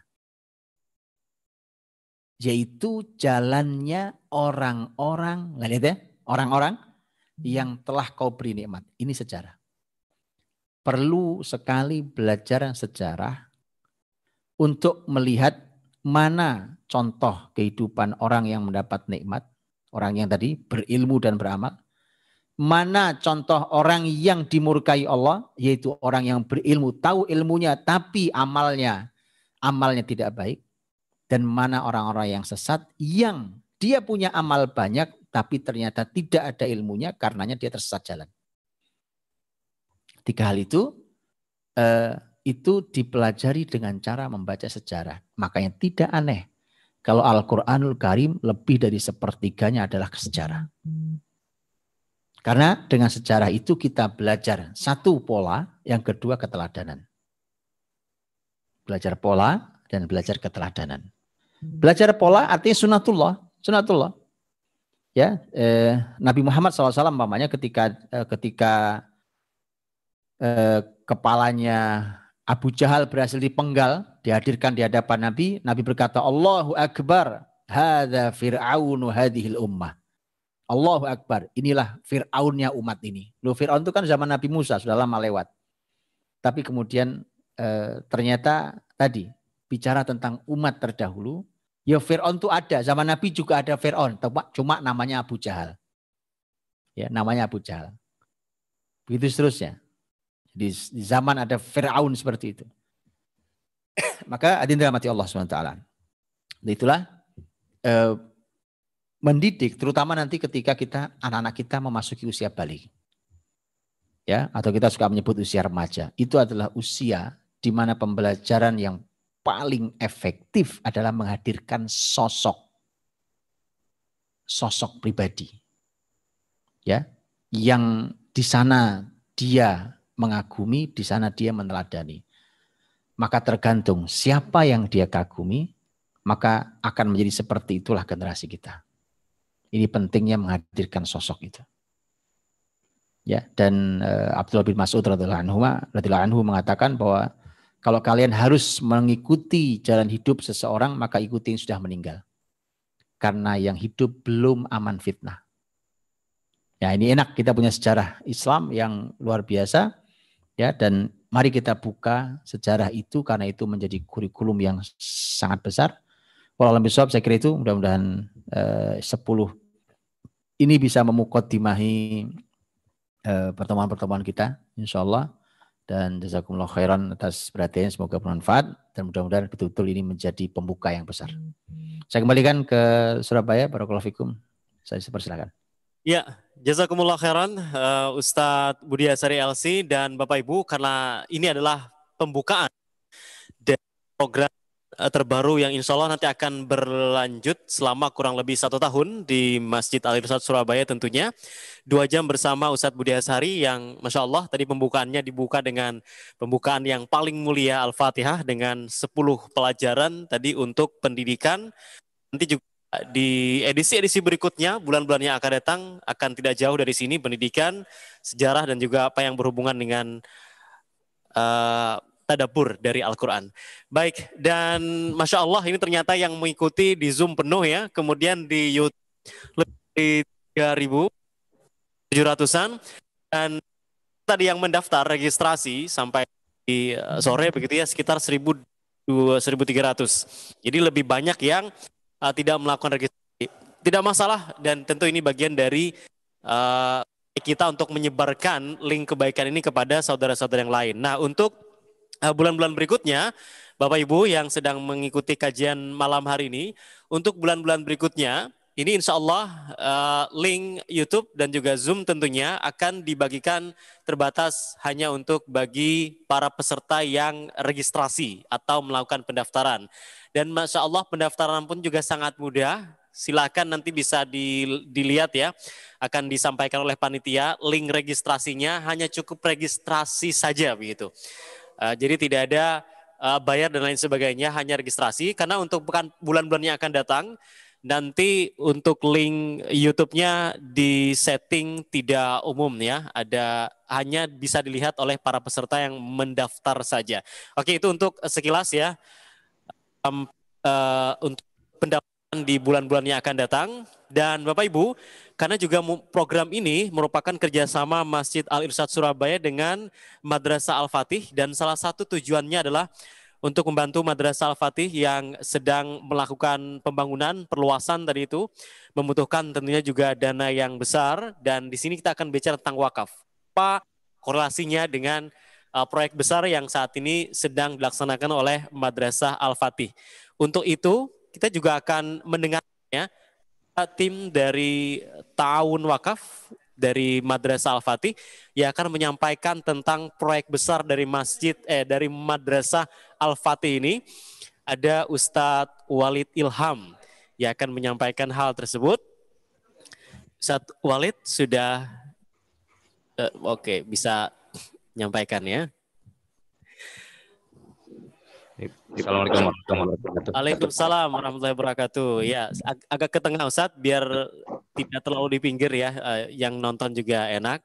Oke, silakan Ustadz Walid. Assalamualaikum warahmatullahi wabarakatuh.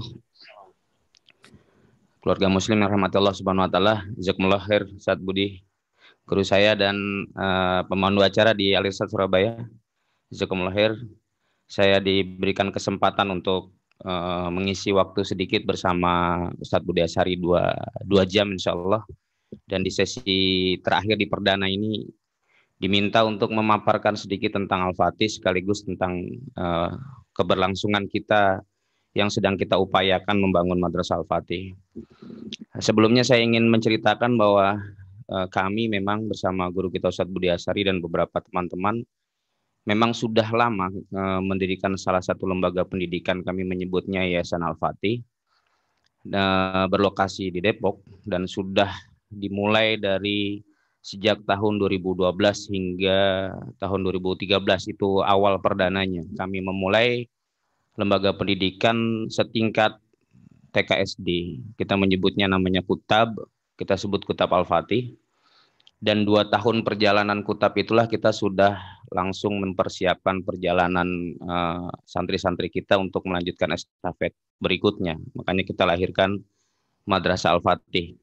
Di kami memulai pendidikan ini memang hanya 2 jenjang di Kutab dan Madrasah. Dan perjalanan ini tak terasa sejak 2012 hingga sekarang 2021 sudah tersebar lembaga kami Kutab Al-Fatih se-Indonesia dari Banda Aceh sana, Nanggura Aceh, Darussalam, dan yang sekarang masuk cabang kami baru di Sukabumi, namun secara posisi sudah sampai di wilayah Makassar, di wilayah Sulawesi, di Kalimantan, dan di Pulau Jawa, di wilayah Jawa Timur paling banyak secara cabang. Insya Allah tahun ini memang kita sudah mulai banyak kelulusan santri-santri kita dari seluruh Kutab se-Indonesia, dan karena kita terbiasa untuk seperti yang tadi Ustadz Budi sampaikan, terbiasa dengan urutan-urutan kurikulum, harapan kita dari sejak anak-anak belajar di jenjang Kutab, di kemudian hari mereka bisa memperkuat ilmu-ilmu itu sampai jenjang madrasah. Ilmu yang tadi guru kita Ustadz Budi sampaikan itu bagian dari isi kurikulum yang dipelajari oleh anak-anak kita di madrasah. Tahun ini sudah tahun ke-7, kurang lebih santri madrasah sudah terkumpul di kami 466 kurang lebih. Jadi hampir 500-an. Dan itu berkumpulnya dari seluruh Indonesia. Dan memang tahun-tahun ini semua lulusan Kutab Al-Fatih diarahkan masuk ke Madrasah Al-Fatih hingga kami sulit untuk menerima santri-santri di luar dari Kutab Al-Fatih. Karena itulah kita berupaya untuk memaksimalkan terlebih dahulu dari santri-santri kita di Madrasah Al-Fatih ini dengan semua bagian dari kurikulum yang sudah kita rencanakan, agar nanti apa yang sudah kita upayakan ini bisa bermanfaat pula untuk masyarakat secara umum. Saat ini Madrasah Al-Fatih berlokasi di Hambalang yang secara luas kurang lebih 1,5 hektar, namun dengan jumlah santri 466 kurang lebih, itulah yang membuat kami harus berupaya untuk memfasilitasi belajarnya para santri, dan bismillah atas izin Allah dan alhamdulillah kita mendapatkan lahan wakaf di daerah Situ Daun, masih dalam satu wilayah Kota Bogor, Kabupaten Bogor, dan rencana kita insya Allah dalam waktu dekat akan memindahkan semua santri-santri kita berpindah ke Madrasah Al-Fatih yang sedang kita siapkan di Situ Daun. Pembangunan sudah kita mulai sejak tahun lalu, dan hari ini sudah mulai membangun masjid-masjid, membangun kelas-kelas seakan-akan, termasuk juga tempat tinggal para guru-guru. Dan perlu diketahui bahwa lahan kami memang lahan wakaf, bahkan masjidnya juga dibangun dari anggaran biaya-biaya wakaf.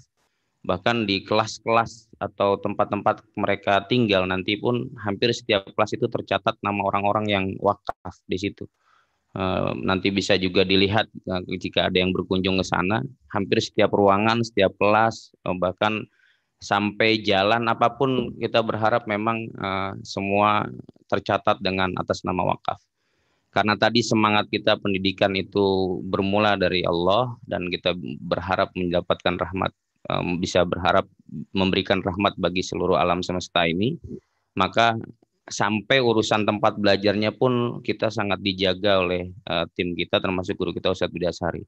Sehingga terbagilah 2 klasifikasi. Untuk yang berkonsentrasi di pendidikan, ada Yayasan Al-Fatih, memang fokus untuk menyelesaikan semua urusan ilmu, bagaimana itu bisa terjawantahkan dengan baik, dan urusan bagaimana membiayainya itulah maka kami lahirkan satu lembaga namanya Bilistiwa, Baitul Mal Katulistiwa, yang berkonsentrasi untuk membiayai dan mendanai perjalanan Madrasah Al-Fatih.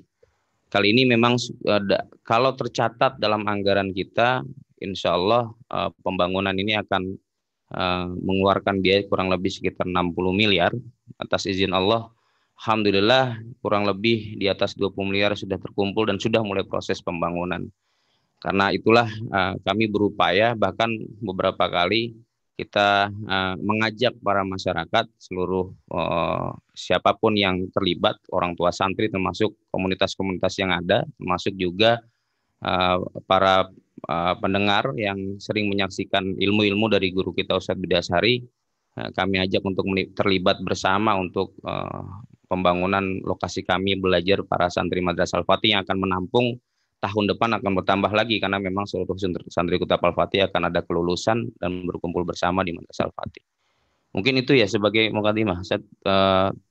Pembawa acara di Surabaya insya Allah itu ajakan kita dan harapan bisa terlibat bersama insya Allah. Terima kasih Ustadz Walid Ilham untuk apa yang disampaikan kepada kita para peserta. Ini sebelum sesi tanya jawab ya. Ada sekitar kurang lebih 60 miliar kebutuhan pengembangan Madrasah Al-Fatih, dan tadi saat ini progresnya kurang lebih 20 miliar. Dan ini juga informasi dari Masjid Al-Irsyad Surabaya. Bapak Ibu, karena ini merupakan program kerjasama untuk mendukung pembangunan Madrasah Al-Fatih di Situ Daun Bogor tadi, maka juga setiap bulannya kita juga memberikan kesempatan kepada Anda, memberikan kesempatan untuk Anda untuk menjadi bagian dari proyek peradaban ini, gitu ya. Jadi setiap bulan ini kami memudahkan Anda untuk berwakaf melalui Madrasah Al-Fatih. Nanti untuk rekeningnya akan disampaikan oleh panitia. Jadi memang program kita ini gratis gitu ya, registrasinya tidak berbayar, tapi kemudian tentu juga kita mengajak Anda untuk menjadi bagian dari proyek peradaban Islam ini.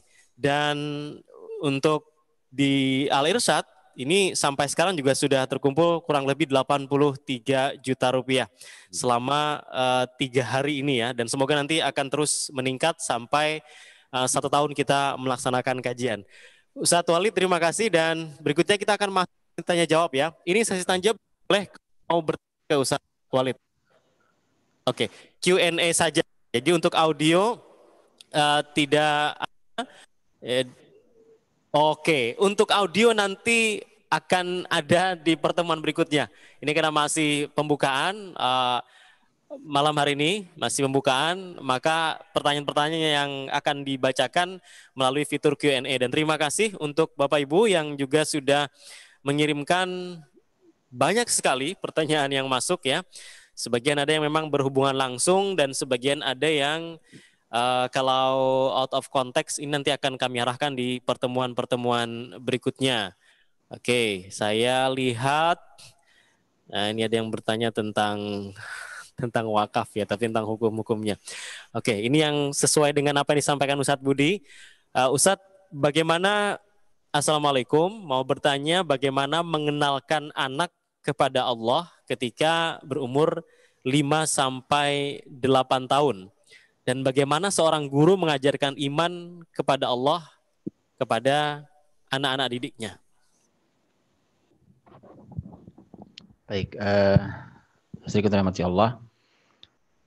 Tadi ada ini ya, ada yang juga bertanya wakaf segala macam. Insya Allah nanti kalau teman-teman semua yang ikut kajian ini kalau mau request judul tema ya silahkan aja, nanti hubungi panitia teman-teman Masjid Al-Irsyad Surabaya untuk nanti saya timbang seperti apa. Contohnya banyak seperti wakaf ini, apakah nanti saya berikan satu sesi khusus bicara tentang wakaf, insya Allah nanti bisa kita bahas itu, insya Allah. Untuk pertanyaan tadi tentang anak pertama adalah anak usia 5 sampai tadi 8 tahun, kalau nggak salah Ustaz ya.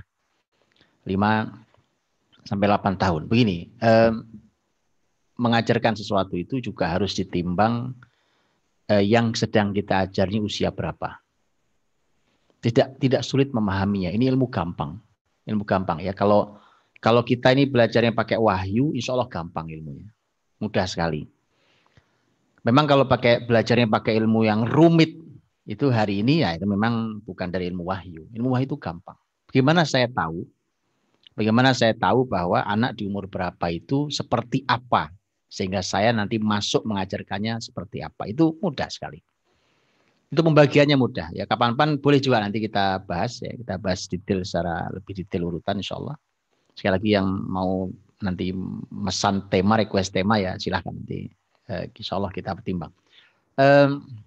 Bagaimana mengenalkan Allah di usia 5 sampai 8?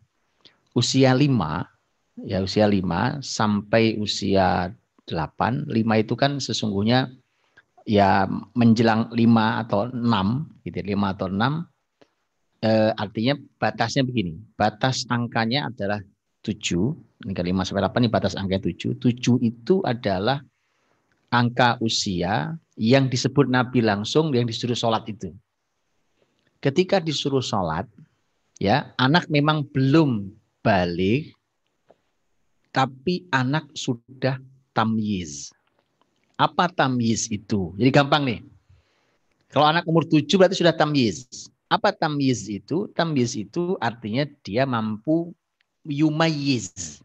Tamyiz itu memilah, memilih. Dia tahu tuh, sudah tahu. Ini kanan, ini kiri, ini panas, ini dingin, ini bahaya buat saya, ini tidak masalah, ini manfaat buat saya. Dia mulai bisa memilah-milah itu. Oke, sudah mulai mengerti memilah. Memang belum balik. Maka kemudian artinya akalnya sudah mulai bisa memilah mana yang maslahat, mana yang mudarat, mana yang baik, mana yang buruk, mulai. Ya baru mulai. Di saat itulah dikenalkan ini loh baik. Yaitu sholat namanya. Itu 7 itu batasnya. Ke 8 ke arah ke atas artinya tamyiznya makin naik. Berarti makin mendekat kepada balik. Tapi masih usia tamyiz. Ke bawah, 7 ke bawah berarti 6, 5. Tadi pertanyaan dari 5 ya. 6, 5 itu berarti dia masih masa menjelang tamyiz. Masih masa kanak-kanak. Kanak-kanak akhir istilahnya. Dia sudah kanak-kanak akhir. Masih usia anak-anak, yang kalau usia anak-anak itu dia sangat luar biasa di dalam meniru. Kenapa? Karena dia belum punya modal untuk menganalisa, belum punya modal untuk, kan masih meniru. Tapi kalau sudah usia tamyiz, 7 itu dia mulai berpikir. Makanya dia sudah mulai bisa memilah. Karena mikir dia. Oh ini begini, ini begini. Maka dia mulai membandingkan. Membandingkan ini dengan membandingkan ini. Dan seterusnya. Dari situlah kemudian kita bisa masuk tuh cara mengenalkan Allah. Gimana caranya? Sesuai dengan karakter usia itu. Maka kalau yang meniru, tahu meniru ya. Kalau kita niru ya perbuatan kita ditiru, ucapan kita ditiru. Makanya banyak kita mengenalkan Allah, maka dengan cara ditalaki. Ini di usia mereka meniru, usia 5, usia 6 itu ditalaki. Tahu talaki ya? Talaki kita bilang, nak ucapkan Allah. Dia bilang Allah. Meniru. Ucapkan la ilaha illallah. Mereka bilang la ilaha illallah. Kadang benar, kadang salah kita luruskan. Ucapkan Muhammadur Rasulullah. Gitu ya. Asyhadu alla ilaha illallah. Diajarkan tuh.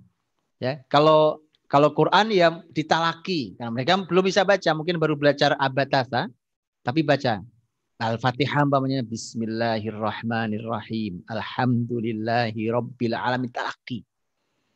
Ya, itu karena mereka meniru. Maka dalam Islam konsepnya talaki. Ditalaki artinya disampaikan, didrill gitu ya, ditalakikan, kemudian nanti meniru, dibacakan, dia meniru, mencoba mengikuti kita dan seterusnya. Ketika memasuki usia tamyiz yang dia sudah mulai bisa berpikir, nah dialog masuk.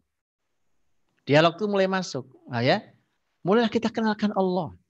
Kenalkan Allah tuh. Karena Allah tadi mengenalkan dirinya. Pertama kali dia kenalkan kasih sayangnya, ya, bukan hukumannya. Kasih sayangnya, maka itu dulu yang dikenalkan. Kenalkan Allah yang Maha Rahman, kenalkan Allah yang Maha Rahim. Allah itu baik, nak. Ya, Allah itu baik sekali, ya. Ditunjukkan, tunjukkan dalam kehidupan kita. Sehingga nanti kalau kita ingin kebaikan, persis kalimat Nabi tadi tuh. Ya, tadi Abdullah bin Abbas kan umur 8 tahun tuh, baru mulai ketemu Nabi kan. Nah itu. Tadi apa kalimatnya? Idza sa'alta fas'alillah wa idza sta'anta fasta'in billah. Kalau kau minta, nak mintanya sama Allah. Kalau minta tolong sama Allah. Jadi kenalkan Allah. Saya sering kasih contoh sederhana. Karena kadang-kadang kita lalaikan itu. Ya, ada ungkapan di dalam ada riwayat dari kitab suci terdahulu, ya. Bahwa Nabi Musa itu pernah berkata pada Allah, ya Allah saya mau berdoa, meminta kepadamu tapi saya malu. Kata Allah, kenapa malu wahai Musa? Musa mengatakan, karena saya mintanya sepele. Saya cuma minta rumput untuk kudaku dan minta garam untuk makananku. Maka Allah berkata, Musa mintalah padaku apa saja. Hingga rumput untuk kudamu atau garam untuk makananmu. Artinya gini, sepatu sama garam mahalan mana? Mahalan sepatu. Nah kalau garam aja boleh minta sama Allah, ya kan, yang kita anggap sepele itu. Anak kita suatu hari minta sepatu. Bilang, minta sama Allah, nak. Berdoalah sama Allah, minta sama Allah. Nanti siapa tahu Allah kasih rezeki pada ayah atau bunda ini, sehingga kita bisa beli sepatu. Jadi itu mengenalkan Allah. Hidup-hidup hari-hari kita ini mengenalkan segala hal tentang Allah. Idza sa'alta fas'alillah. Kalau minta sama Allah. Wa idza sta'anta fasta'in billah. Minta tolong sama Allah. Dia dalam kesulitan, dalam kesedihan apa ya, berdoa sama Allah. Sujud, minta sama Allah. Allah ada. Allah mengabulkan doa. Itu kan lihat penanaman akidah itu. Dia sudah mulai bisa berpikir, maka mulai diajak. Tapi kenalkan dulu apa tadi? Rahmatnya. Kasih sayang Allahnya. Ya, kau minta Allah dengar. Allah ada. Allah kabulkan permintaanmu. Ya, dan seterusnya. Jadi gitu. Itu mudah-mudahan ringkas bisa menyampaikan, termasuk tadi para guru atau para orang tua yang ingin mengenalkan Allah Subhanahu wa taala, itu bukan membacakan buku tauhid, bukan membahas tentang akidah, ya kan? Umpamanya gini, pembahasan di kita, umpamanya pembahasan tentang tauhid, rububiyah, uluhiyah, asma sifat, atau kalau pembahasan yang lain sifat 20 banyak. Kalau pembahasannya teoritis, bahasan teori tadi itu mengajarkan tauhid dengan cara filsafat. Itu dikritik oleh Abu Hamid Al-Ghazali rahimahullah taala. Enggak masuk dia. Karena itu harus masuk dalam hati, karena tauhid akidah itu adalah mawaqara fil qalb. Ini kalimat Hasan al-Basri rahimahullah taala, mawaqara fil qalb wa saddaqahul amal. Yang tertancap kuat dalam hati. Jadi nggak cukup pakai di sini, di wawasan sini ngaji gaya filsafat begitu itu. Nggak cukup cuma dihafal selesai, tapi harus bagaimana menancap kuat dalam hati, kemudian dibuktikan dalam amal. Nah, menancapkan kuat dalam hati itu perlu proses. Perlu proses. Makanya tadi kenapa salah satu metode Al-Fatihah tadi itu adalah menggunakan sejarah yang merupakan sepertiga Quran itu. Ya, sehingga nanti fokus kita itu bukan cuma mengajarkan, dihafal, dipahami, diujikan, selesai. Bukan itu. Tapi lihat generasi ini. Lihat pertumbuhannya. Lihat Nabi SAW ketika Nabi itu mengontrol para sahabatnya. Ilmu disampaikan, iya. Quran mereka hafal, iya. Tetapi Nabi SAW itu mengontrol betul para sahabatnya sampai di mana. Ya, baik akidahnya, ibadahnya. Nabi sampaikan, kadang Nabi kasih pertanyaan untuk Nabi cek sampai di mana. Ya kan, akhlak mereka dan seterusnya. Saya kira itu wallahu a'lam. Ya. Jazakumullah khairan Ustadz Budi, dan untuk Bapak Ibu yang sudah registrasi ya, sudah mendaftar bulan ini, maka di bulan-bulan berikutnya tidak perlu mendaftar lagi. Jadi pendaftaran itu 1 kali untuk seterusnya ya. Jadi yang kami undang untuk mendaftar untuk mengikuti kajian bulan yang akan datang bersama Ustadz Budi Asari adalah yang mengikuti malam hari ini tapi belum registrasi. Jadi 1 kali untuk selama kurang lebih setahun ke depan. Kemudian untuk pertanyaan berikutnya kepada Ustadz Walid, ada 2 Ustadz. Yang pertama, kira-kira nanti waktu Ramadan, apakah masjidnya sudah bisa difungsikan untuk kegiatan-kegiatan di bulan Ramadan? Kemudian yang kedua, dari Pak Yusuf di Melawi, Kalimantan Barat, saya ingin sekali memasukkan putra saya ke Madrasah Al-Fatih, tetapi di daerah saya tidak ada kutab. Solusinya apa? Apakah harus ke pusat atau yang terdekat dari Kalimantan Barat atau mungkin di sana? Silakan Ustadz Walid. Ya, yang pertama tentang masjid di Situ Daun, kita terbiasa pakai urutan. Memang guru kita bilang apapun yang kita lakukan bermulalah pada satu poros yang terbaik, yakni masjid. Termasuk ketika kita membangun Madrasah Situ Daun, yang paling pertama kali Ustadz Budi cari adalah di mana titik masjid didirikan. Sampai kita putar-putar di beberapa tempat di satu area di Situ Daun itu, supaya dia bisa diakses para santri, termasuk juga bagaimana ketika masuk ke dalam area madrasah itu bukan hanya sekedar hadir ke madrasah, tetapi orang melihat juga langsung mendapatkan ilmu, menatap posisinya, bahkan bangunannya, bahkan mungkin pintu masuknya dan sebagainya. Begitu pula tentang semangat kita masjid itu sendiri. Karena kita sadar bahwa kita tidak bisa meminta dengan kemampuan kita selain meminta pada Allah Subhanahu wa taala, dan kita terbiasa meminta itu di waktu-waktu yang istimewa. Salah satunya adalah di bulan Ramadan. Bahkan iktikaf itu bagian dari kurikulum yang terjaga di Yayasan Al-Fatih di seluruh santri bahkan. Bahkan kami berani meliburkan para santri di 10 hari terakhir untuk tidak ada aktivitas kecuali untuk mengisi hari-harinya berinteraksi pada Allah Subhanahu wa taala dengan adanya itikaf. Karena itulah semangat kita memang Ramadan ini kita akan beritikaf di Masjid Al-Fatih, Madrasah Al-Fatih Situ Daun insya Allah. Maka doakan dan terus berikan support pada kita semua. Karena memang secara tempat sudah mulai terbuka, waktu itu juga kita sudah memberikan pertemuan. Insya Allah kita akan menuju kelayakan di Ramadan ini, dan itu menjadi pembuka pertama. Waktu kita di Hambalang pun pembuka pertama kami itikaf. Begitu pula ini, karena kita ingin memindahkan santri kita, maka kita akan mulai dari iktikaf insya Allah. Mohon doa dan mohon dukungan insya Allah. Lalu yang kedua tentang santri di salah satu wilayah. Ini memang salah satu upaya kita insya Allah. Karena tadi kurikulum ini perlu dengan pengkajian, bahkan perlu dengan praktek di lapangan. Tetapi kita tidak menutup bagi siapapun yang ingin mempelajari kurikulum-kurikulum kita. Upaya-upaya untuk membuka dimanapun kita buka di setiap tahunnya.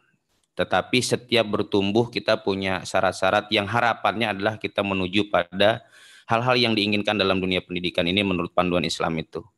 Kalau Kalimantan Barat berkenan membuka, insya Allah juga kita akan mudahkan dengan berbagai macam proses gitu. Nah, bagaimana kalau tidak ada? Kurikulum ini bisa diakses dimanapun, bisa belajar, bahkan bisa dikunjungi di kutab-kutab yang kami sudah ada. Silakan bertanya kepada kutab-kutab yang terdekat, boleh mempelajari kepada mereka insya Allah. Bagaimana juga dengan kurikulum kalau memang harus dilakukan di rumah. Tidak sedikit banyak orang tua sekolah-sekolah yang sifatnya belajar di rumah atau homeschooling dan sebagainya, mereka belajar ke kita. Bahkan mereka berani langsung bertanya kepada para orang tua yang anaknya belajar di Kutab Al-Fatih. Jadi semuanya bisa kita kondisikan dan memang semuanya harapannya bisa termanfaatkan ke seluruh tadi rahmatan lil alamin. Tapi upayanya kita terus bertahap insya Allah. Mungkin itu salah satu jawabannya buat pertanyaan saudara kita di Kalimantan Barat. Wallahu a'lam. Ya, terima kasih Ustadz Wildan dan juga terima kasih tadi yang sudah menanyakan hal ini. Sekarang ternyata kita sudah di penghujung kebersamaan karena sudah jam 10 di Surabaya. Waktu kita juga sangat terbatas sekali untuk pertanyaan-pertanyaan yang sebagian agak mirip tadi ya tentang penanaman iman dan akidah kepada anak. Semoga sudah terjawab oleh Ustadz Budi. Dan yang belum terjawab silakan bisa mengikuti kajian-kajian kita bulan-bulan yang akan datang. Insya Allah kita juga masih akan bertemu dengan Ustadz Budi hari Kamis ya, Ustadz Budi di Sentuhan Parenting, nanti Sentuhan Parenting bagian yang ke-11, hari Kamis jam 8 sampai jam 10 malam. Ini kajian keluarga Masjid Al-Irsyad setiap Kamis malam Jumat. Nanti Kamis ini bersama Ustadz Budi Azhari, jadi masih akan ketemu lagi dengan beliau. Sebelum nanti bertemu di bulan yang akan datang. Dan Ustadz, mohon dipimpin untuk kita tutup dengan doa. Baik, saudariku dirahmati Allah, kita tutup dengan doa semoga Allah Subhanahu wa taala memberikan kepada kita generasi yang beriman, berakidah yang kokoh, beribadah yang ikhlas dan memiliki akhlak yang agung dan mulia. Dan semoga Allah menjaga kita semuanya dari mara bahaya dan siapapun yang mendahului kita dengan iman, semoga Allah memberikan kemuliaan dan ampunan. Allahumma shalli wa sallim wa barik ala nabiyyina Muhammadin wa ala alihi wa sahbihi ajma'in walhamdulillahirabbil alamin. Hamdan yuwafi ni'amahu wa yakafi mazidah ya rabbana lakal hamd wa lakal syukru kama yanbaghi li jalali wajhikal karim wa 'azimi sultanik. Allahumma inna nas'aluka wa nashhadu annaka antallah la ilaha illa antal ahadus samad lam yalid wa lam yulad wa lam yakul lahu kufuwan ahad. Allahumma adfa'anna al-waba wal bala waz zalazil wal mihan wal fitan ma dhahara minha wa ma batan. Allahumma ighfir lana wa li ikhwanina alladhina sabaquna bil iman wa la taj'al fi qulubina ghillan lil ladzina amanu rabbana innaka raufur rahim. Allahumma hab lana min ladunka dzurriyyatan thayyibah innaka sami'ud du'a. Rabbana hab lana min azwajina wa dzurriyyatina qurrata a'yun waj'alna lil muttaqina imama. Allahumma ighfir lana wa liwalidina warhamhum kama rabbawna shighara. Allahumma rabbana atina fid dunya hasanah wa fil akhirati hasanah wa qina adzaban nar. Subhana rabbika rabbil izzati amma yasifun wa salamun alal mursalin walhamdulillahi rabbil alamin. Alhamdulillahirabbil alamin. Jazakumullah khairan Ustadz Budi. Insyaallah dengan izin Allah kita akan berjumpa lagi hari Kamis dalam kajian keluarga Sentuhan Parenting. Dan juga jazakumullah khairan Ustadz Walid Ilham untuk apa yang disampaikan. Semoga tadi nanti bagi yang ingin menjadi bagian dari proyek ini bisa menghubungi panitia ya. Sebagian juga ada yang sudah ngechat bagaimana caranya agar bisa menjadi donatur tetap ya. Silahkan nanti bisa dihubungi panitia Mas Lukman ya dan juga yang lainnya. Masya Allah, semoga bermanfaat dan sampai jumpa Ustadz Budi di pertemuan-pertemuan berikutnya. Ustadz Walid, Assalamualaikum. Assalamualaikum warahmatullahi wabarakatuh. Baik, dan Bapak Ibu yang mengikuti kajian perdana Masjid Al-Irsyad di tahun 2020 bersama Ustadz Budi Azhari, program 2 jam bersama Ustadz Budi Azhari ini merupakan program kerjasama dengan Madrasah Al-Fatih yang memang tujuannya sebagai bentuk ta'awun ya, Masjid Al-Irsyad untuk mengumpulkan dan juga menyalurkan dana yang terkumpul melalui program ini, melalui wakaf yang Anda sampaikan nantinya 100% untuk keperluan wakaf pembangunan Madrasah Al-Fatih di Situ Daun. Jadi setiap bulan jangan lupa untuk disiapkan wakaf dari Anda ya untuk Madrasah Al-Fatih yang akan dikembangkan atau juga proses pembangunan pengembangan. Tentu juga kami mengucapkan jazakumullah khairan kepada para jamaah yang sudah berwakaf ya, para muwakif yang sudah terkumpul kurang lebih 83 juta sampai hari ini. Dan insya Allah para muwakif juga akan mendapatkan sertifikat digital sebagai bukti penerimaan sumbangan yang diterima Masjid Al-Irsyad Surabaya. Kemudian bagi yang sudah mendaftar acara malam hari ini, untuk ke depan tidak perlu mendaftar lagi. Yang perlu disiapkan mungkin wakafnya saja gitu ya. Untuk mendaftar nggak perlu lagi. Tapi yang belum mendaftar, jangan lupa untuk mendaftar karena di bulan yang akan datang 2 jam bersama Ustadz Budi Azhari, link YouTube dan juga Zoom hanya diberikan atau terbatas kepada para peserta yang mendaftar saja. Jadi kajiannya tidak untuk umum seperti malam hari ini. Dan jangan lupa untuk mengikuti program-program Ramadan Masjid Al-Irsyad ya. Ada banyak narasumber atau ustadz asatid yang akan dihadirkan oleh Masjid Al-Irsyad Surabaya. Kajian spesial Ramadan 1442 Hijriah. Ada Ustadz Salim Afillah, Ustadz Muhammad Soleh Dirhem LC, Ustadz Asep Sobari LC, Ustadz Budi Azhari LC, Ustadz Umar Mita LC, Ustadz Adi Hidayat LCMA, Ustadz Hari Santosa SSI, Ustadz Dr. Hamid Fahmi Zarkasi MA, Ustadz Fauzi Bahresh, Ustadz Ahmad Muzaffar Jufri LC MA, Ustadz Herfi Gulam Faizi LC, Ustadz Isa Solehku DMPDI, ada Ustadz Agung Cahyadi LCMA, dan Dr. Zaidul Akbar, Ustadz Muhammad Rashid Bakhobasi LC, Dr. Gamal Albin Said, M. Biomed, Ustadz Dr. Adian Husaini dan juga Dr. Meti Evina. Oke, ini kajian spesial Ramadan tentu sangat menarik sekali dengan beragam asatid yang ditampilkan. Jangan lupa Anda bisa mengikuti dan mendaftar ya registrasi, tapi nunggu dulu, akan ada link berikutnya. Informasi selengkapnya bisa Anda ikuti di Instagram Masjid Al-Irsyad ya, bisa diikuti di Instagram Masjid Al-Irsyad. Dan saya kembali mengingatkan untuk kajian Ustadz Budi Azhari yang terdekat nanti hari Kamis malam Jumat jam 8 sampai jam 10 malam. Kajian keluarga sentuhan parenting bagian yang ke-11. Ini akan membahas buku Sentuhan Parenting karya Ustadz Budi Azhari LC.